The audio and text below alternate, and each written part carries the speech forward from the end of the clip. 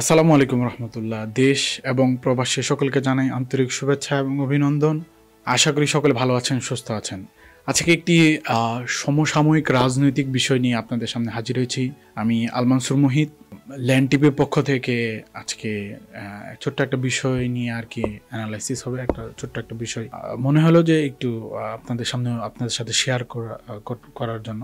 আমরা সকলেই জানি 5ই আগস্ট পরবর্তী সময়ে বাংলা যে ফ্যাসিস্ট যে বিদায় হয়েছে, আওয়ামী লীগ ছিল, আওয়ামী লীগ এবং বিএনপি বৃহৎ দুইটা প্রধান রাজনৈতিক দল বাংলাদেশে ছিল।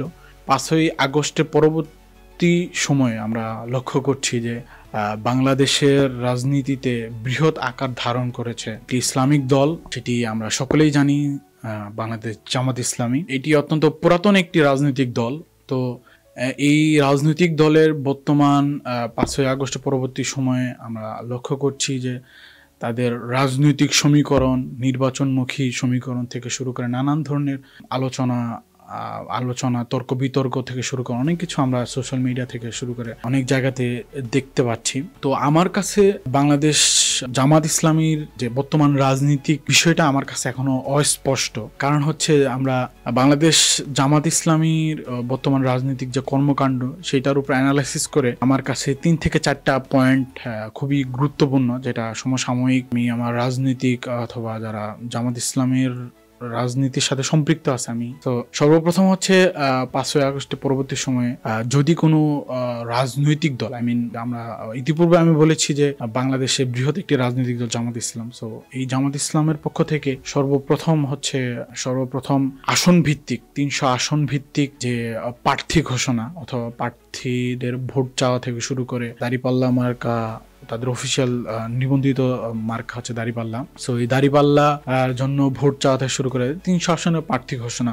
দ্বিতীয়ত হচ্ছে আবার সাম্প্রতিক সময়ে লক্ষ্য করছি যে পিআর পদ্ধতি নিয়ে বাংলাদেশ জামাত ইসলামীর নানানমুখী কর্মসূচি, মহানগর থেকে শুরু করে ওয়ার্ড লেভেল পর্যন্ত প্রত্যেকটা নেতাকর্মী এই পিআর পদ্ধতি নিয়ে একটা জাগরণ সৃষ্টি করেছেন। রাজনৈতিক মাঠ থেকে শুরু করে সমস্ত জায়গাতে এই জায়গাটা নিয়ে বহু আলোচনা তর্ক বিতর্ক হচ্ছে। তো আমি এটা বলতে চাচ্ছি যে বিভিন্ন ধরনের কর্মসূচি দিয়েছে, রাজপথে নানান ধরনের কর্মসূচি, থানা পর্যায় থেকে শুরু করে মহানগর পর্যন্ত প্রত্যেকটা ইয়াতে পিআর পদ্ধতি নিয়ে নানান ধরনের আলোচনা সংগ্রাম, রাজপথ থেকে শুরু করে সবকিছু চলছে। তো আমার এই প্রশ্নটা হচ্ছে যে জামাত ইসলামী পিআর পদ্ধতি নিয়ে তো আমরা মোটামুটি বাংলাদেশের মানুষ সেই রকম, বাংলাদেশ বলবো না, আমি যতটুকু অ্যানালিসিসে দেখেছি যে জামাত ইসলামের নেতাকর্মীরা এই বিষয়ে অবগত না। What is the meaning of PR পদ্ধতি? সো পিআর পদ্ধতি কি, অথবা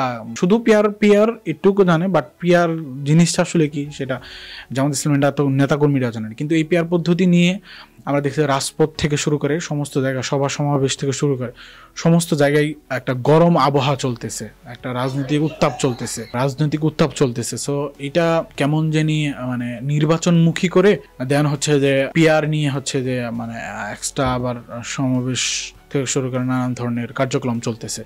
সো থার্ড যে বিষয়টা আমার কাছে লেগেছে যে এই 300 আসনের প্রার্থী ঘোষণা, পিআর পদ্ধতি নিয়ে নানান কর্মসূচি, আবার দেখছি যে রাজনীতি মাঠে উত্তপ্ত করার পরে আবার দেখছি এই বৃহৎ একটা দল কোনো আলোচনার টেবিলে বসতেছে না, লাইক সমঝোতার মাধ্যমে অন্যান্য পলিটিক্যাল পার্টির সাথে এখনো পর্যন্ত সমঝোতার মধ্যে বসতেছে না, যে তারা আসলে অ্যাকচুয়ালি কি চায়, কিভাবে চায়, কেমনে সেটা বাস্তবায়ন হবে, এই বিষয়াদি নিয়ে দেখছি এখন পর্যন্ত কোনো ধরনের কোনো বৃহৎ আলোচনা আমার চোখের সামনে পড়েনি এখনো।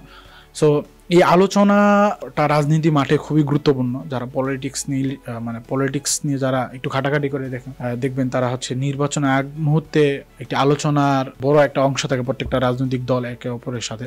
সো এই জিনিসটা আমি লক্ষ্য করছি না। আবার এদিকে জামাত ভোট চাওয়ার জন্য বিভিন্ন মসজিদ মন্দির থেকে শুরু করে বিভিন্ন জায়গাতে যাতায়াত করে ভোট চাচ্ছে।